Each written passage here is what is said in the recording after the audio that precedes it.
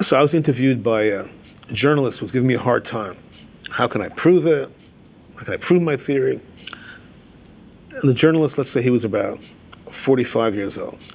I said to him, Mr. Fancy Journalist, no, Mr. Know-It-All, if you have a 22-year-old son, and he says to you, Dad, what's the purpose of the universe?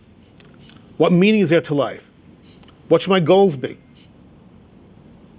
Where did I come from? Is there a God? What would you answer him? He says, I don't know. I say, you make $150,000 a year, and you don't have any answer to any of these questions, and you're challenging my theory, which handles every last one of these questions with one term. With one term, potential. I lance all these issues. It doesn't mean it gives complete answers to all these issues, but it gives a starting point hypothesis for all these issues. What's the purpose of the universe? To achieve its maximal potential. What's your son's mandate? To reach his potential. What drives the universe? Potential. What was the original core of the cosmic order? Remember the wraparound cosmic order? Pure potential. With one term, I lance all these issues. It doesn't mean I'm definitely right, but as I remember from 6th or 7th grade math, if you had a solution which lanced a few problems simultaneously in math, you all knew at the end of the class the teacher would say that's the correct solution. If you have a solution which seems to lance several problems simultaneously, here you lance 2-3 dozen issues simultaneously with one expletive word. One word. Not a whole, not even a sentence. Not a paragraph, not a book, not a treatise. One word. You lance all these issues which have vexed mankind since the dawn of civilization, roughly 7,000 years ago in China. Pre-Summa, pre-potentialism theory, like BP, not BC, BP, before potentialism, there was no working hypothesis. The only working hypothesis was that there is no working hypothesis. It's all random. The hypothesis was that there's no hypothesis. Good morning. It's unbelievable.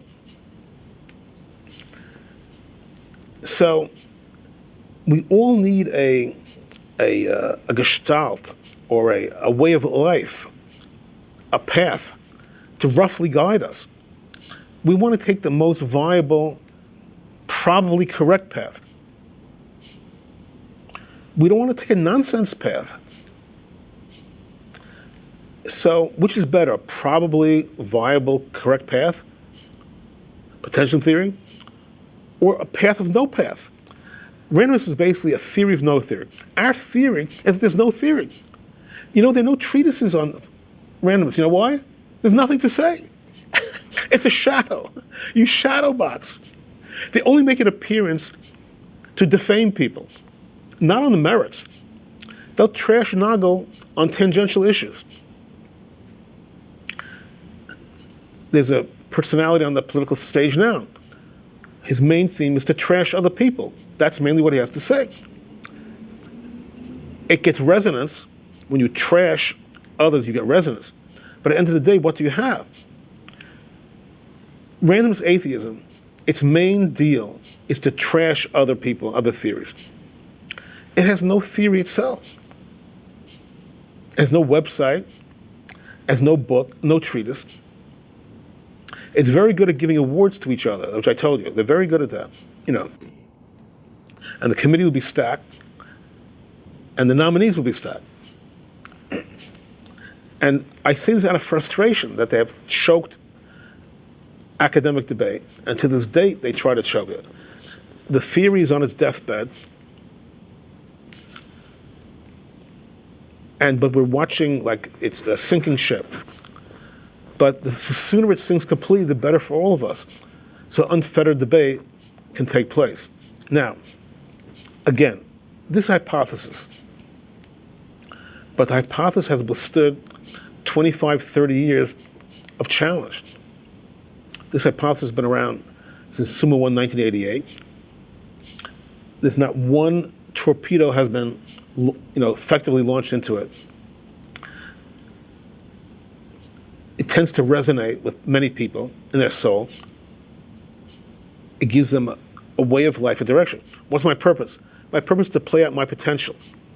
If you had a decision for, meaning two choices, in between two girlfriends, which one is likely to maximize my potential? You might throw that into the mix of questions. If you have two choice career-wise, I have a son who just graduated NYU Stern Business School, 4-year program. So we're discussing potential first jobs, which pays more, yada, yada. I said you have to always be wary of the fancy doorman trap. This is a trap that I created, that I crafted. So let's say someone gives you a choice. You can work for J.P. Morgan, $80,000 a year for a standard 40-hour week, plus extras. Or you can pay $1 million a year as a doorman of a building on 59th Street for the rest of your life. You can't spend the money. You make $1 million a year, and you'll be secure. If you have those two choices, which do you take? $80,000 to start, or $1 million a year guaranteed to be the doorman? That's basically what we're talking about. Do we take a life of bliss, the doorman, even gilded bliss, or the life of challenge? And always be wary of the doorman trap. Be very wary of the doorman trap, of positions or forks in the road with no growth. Because we know what the ultimate doorman scenario is. You live your life in a casket. There's no pain, there's no growth. Life is the opposite of the $1 million a year doorman. It's not, it's far from smooth. Often it's horrendous. Sometimes it's pretty good. And even when it's pretty good, there are often issues, whether or not the people articulate them. But it's a life of growth and challenge. And that's our universe, that's our cosmic order. It's growth, challenge. And we advance. To the extent that you advance, we'll advance. And remember, if I'm correct that it's one big feedback entity, then all your emotion, everything that you've learned is being fed into the central processing consciousness. Now, yes, Seth Lloyd wrote Programming the Universe. The universe is a quantum computer. Especially like not all men are created equal, but all computers are not created equal. Lloyd has his quantum computer. IBM has its mechanical computer. We have to be wary of a mechanistic conceptualization of the cosmic order as a computer. It might be computing everything. It might be the ultimate supercomputational entity. But it would be a mistake to say that it's just an advanced hyper supercomputer, a drastic mistake. Whatever it is, it's nothing we can conceive of in that zone. It may be assimilating all the data. But remember, according to the hypothesis, we're all part of it. It's more organic than mechanical, but it's not classic organic. That's for sure. And a crucial point here is that Q4P, Quest Potential, is itself seeking to expand its own consciousness and its own awareness. I know I've said it, but I want to reiterate it. And its only vehicle may be through the entities it instigates. Meaning Q4P itself is abstract. You are physical. It needs your physicality to, on some level, increase its own awareness. On its own, it does not have that capability. You think you're a small piece in the puzzle, inconsequential. Wrong. You're crucial to the puzzle. To whatever extent you increase your consciousness awareness, you're enhancing the entire cumulative consciousness of the entire universe. That's the hypothesis. A lot of this is radical. it attempts a major disruption in conventional thought.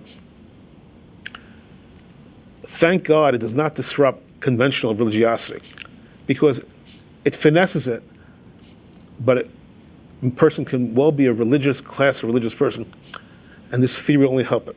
Thank God it doesn't undermine spirituality. Reverse, it gives a nice understanding of what people have sort of been feeling, but could not quite get their arms around. And thank God it does not challenge any component of science at all.